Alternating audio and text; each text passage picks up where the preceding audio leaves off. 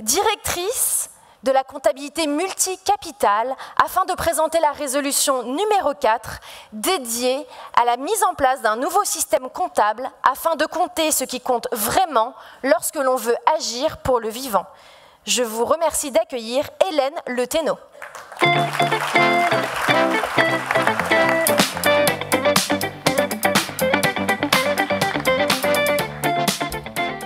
Messieurs, mesdames les actionnaires, bonsoir. Après l'intervention de Gaspard le philosophe, vous avez compris que l'essentiel est invisible pour les yeux, n'est-ce pas?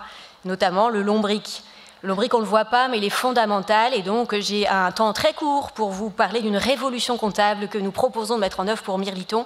Et en fait, ma grand-mère bretonne, puisque nous sommes une entreprise de souche bretonne, me disait quelque chose de bon sens, qui est, si on ne voit pas, eh ben, on n'a qu'à mettre des lunettes. Voilà, donc en fait la comptabilité est très simple, c'est une affaire de lunettes. Là, si je vois flou, je n'ai pas la bonne paire de lunettes, donc je vais vous parler des bonnes lunettes comptables pour compter ce qui compte vraiment, en vous disant une chose très simple là encore. La comptabilité sont des normes fabriquées par les humains et elle a toujours évolué historiquement.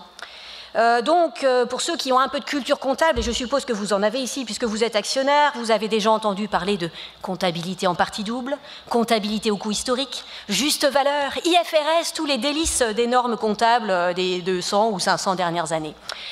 Mirliton étant une entreprise moderne et dans son époque, bien entendu, nous nous conformons à l'ensemble des référentiels comptables obligatoires, et notamment les plus nouveaux, comme la CSRD, directive européenne, qui va nous permettre de mieux vous partager et vous rendre compte de nos risques et de nos vulnérabilités. C'est important, mais c'est totalement insuffisant. C'est insuffisant parce que Mirliton, vous l'avez compris, a une nouvelle ambition stratégique pour 2030 qui nous amène vers la soutenabilité forte. Qu'est-ce que c'est finalement? C'est de préserver les trois capitaux. Le capital financier, le capital naturel et le capital humain. Et donc si on a un petit peu de bon sens, ça nous amène très logiquement à adopter des nouveaux référentiels, une comptabilité en triple capital. Cette innovation, donc, qui nous donne une nouvelle paire de lunettes sur nos activités, est une avance stratégique.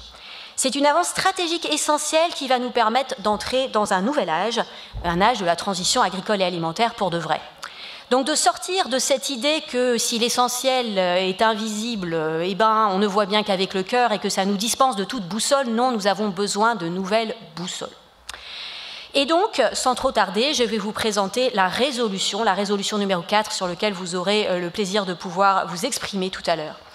Elle est très simple. Nous proposons que Mirliton adopte un nouveau référentiel comptable fondé sur le respect des limites planétaires et les fondamentaux sociaux. C'est-à-dire préserver le capital sol, ne pas dépasser les limites planétaires sur l'eau, la biodiversité et le respect des cycles de l'azote, et assurer une alimentation saine et de qualité pour tous, et les enfants, bien entendu, avec nos fameux petits pots, tout en rémunérant correctement les agriculteurs.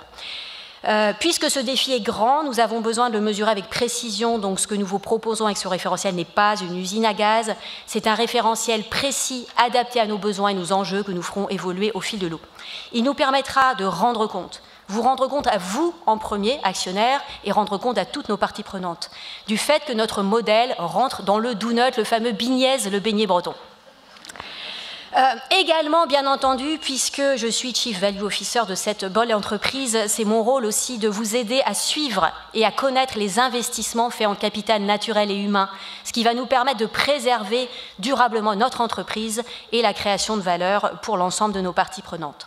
Ce suivi des investissements est fondamental, là encore, pour ne pas rester dans la philosophie du lombric, n'est-ce pas ? Et aussi probablement pour répondre aux questions qui étaient soulevées par l'actionnariat salarié. À juste titre, nous avons besoin de connaître les investissements en capital naturel et humain que nous allons faire ensemble pour les prochaines années. Je vous remercie.